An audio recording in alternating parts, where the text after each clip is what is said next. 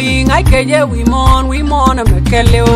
Chanya der we mon dia tala dur mekan ko doin pin kon gana netina. Chanya boy ngajala ta ko kamaling ni ngai kan ko. Me moina dwan rem dare ngida danwar. Kur kana wain man nei ke jan piana nei yang kai na tum tum la nei nyur beda. Me moina dwan rem dare ngida danwar. Ro kana musala nei dwar jan piana nei yang gel na deri la nei nyur beda.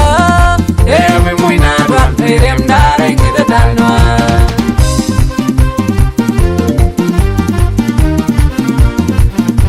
Bom dawa nei de na be ko nyal kineta lulut ganwari ci galoy na. Mi no dat la we jan waye terwar ka bienere ali roduka banyen konji ci noaran yot ku ne mampe. Mi ja noar kam wala daga yapa sele ku man daga da kwan.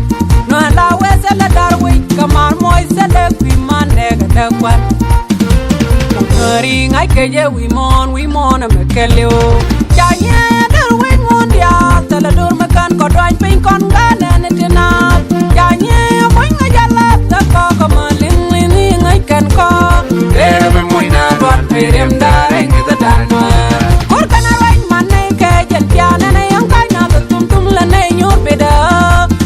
Me moina dwan rem dare ngida danwar. Ro kana pusala nei dwar jan piana nei yang gel na deri la nei nyur beda. Me moina dwan rem dare ngida danwar.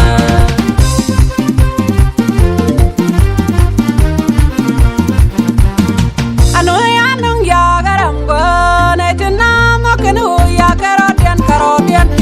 Chang jinur ga garo iken ye mo ya pan gwa dong benur jongkat.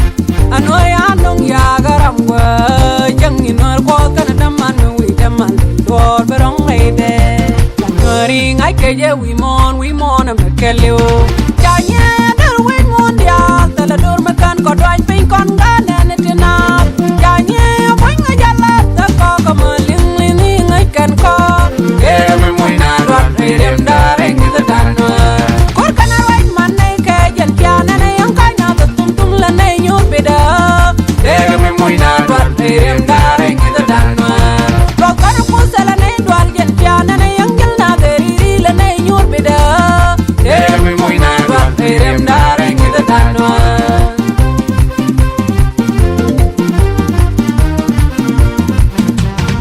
Nok da jan ya nei jabit ngai ngwana da yo ko ja ko yang lat ka mi je baling pin ja nei moy ke ton me dung di. Do ada ngwana ngai ken ko la wa e ga nuari a pos kam ke lo kus ka o miran lil rori ati kamal chendu. Dor ma bum ya pam nuari a pum ne pai pola. Dor ma barga chiuga pas ka ker ya dori nwa dal win mon ke. Ngari ngai keje we mon a mekeleo.